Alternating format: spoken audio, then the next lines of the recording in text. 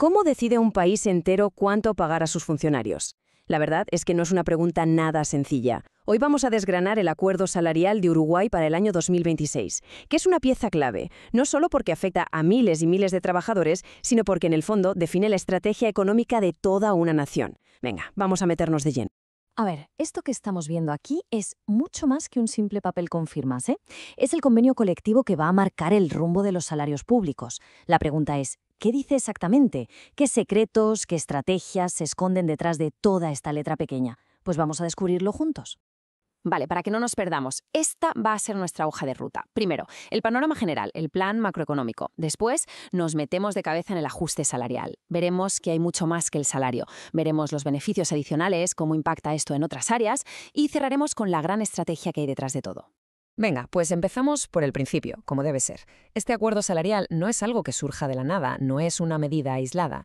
Forma parte de un plan mucho más grande, el Presupuesto Nacional para los próximos 5 años, que viene a ser el mapa financiero y estratégico del país. Y claro, en el corazón de ese mapa hay un doble objetivo que es fundamental. Por un lado, mantener las cuentas del Estado saneadas, lo que llamamos estabilidad fiscal. Y por otro, que es igual de importante, proteger el bolsillo de la gente. Vamos, que la inflación no se coma los sueldos. Y ojo a este número, porque es la clave de todo lo que viene después. Hay que quedarse con esta cifra, 4,5%. Esto no es una simple previsión, ¿eh? Es la meta oficial de inflación que se ha marcado el Gobierno. Es, por así decirlo, el ancla sobre la que se construye toda la política salarial. Bueno, y con esa cifra en mente vamos a ver cómo se traduce todo esto en la práctica. El ajuste salarial para 2026 no es un número que se hayan sacado de la chistera. Al contrario, se basa en una fórmula muy concreta, que se calcula en 2 partes. Claro, llegamos a la pregunta del millón. ¿Cómo se llega exactamente a la cifra final que van a recibir los funcionarios?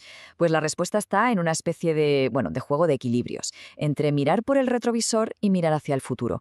A ver, la fórmula tiene 2 partes. Es bastante ingeniosa. La primera es como mirar por el retrovisor del coche. Si resulta que la inflación real del año pasado fue más alta que la subida que se dio, pues se aplica un correctivo para compensar esa pérdida. Y una vez que, digamos, se ha puesto el marcador a 0, entonces sí, se mira hacia adelante, por el parabrisas. Se aplica una subida del 4,5%, que es la meta de inflación, para proteger el salario durante todo el año que empieza. Pero ojo, que el acuerdo no es solo un porcentaje de subida.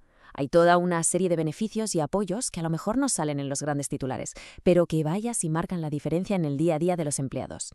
Fijaos en la lista, es que hay de todo, desde una cantidad fija cada mes y un programa para ayudar a gestionar deudas, hasta ayudas para conseguir una vivienda, para las gafas de los hijos o incluso un incentivo por no faltar al trabajo. Un paquete bastante completo, la verdad. Esta frase, la verdad, es que lo clava. El objetivo es tejer una red de seguridad financiera. La idea es que el bienestar de un empleado va mucho más allá de la nómina que cobra a final de mes. Pero fijaos, de todo esto, quizá lo más interesante es el efecto que tiene esa partida fija de 750 pesos. Como es una cantidad fija para todo el mundo, no un porcentaje, su impacto real es muchísimo mayor en los salarios más bajos. Es, en el fondo, una forma muy inteligente y sutil de redistribuir un poco la riqueza. Venga, vamos a alejarnos un poco para tener la foto completa. En esta parte vamos a ver cómo encaja todo esto y cómo choca a veces con lo que está pasando en el resto de la economía del país, porque claro, todo está conectado. Mirad, este gráfico es súper revelador. Mientras el salario de los funcionarios tiene esa subida base del 4,5%, que está ligada a la meta de inflación, el salario mínimo nacional recibe un empujón mucho más fuerte, de más del 7,5%. Y esto no es casualidad, ¿eh?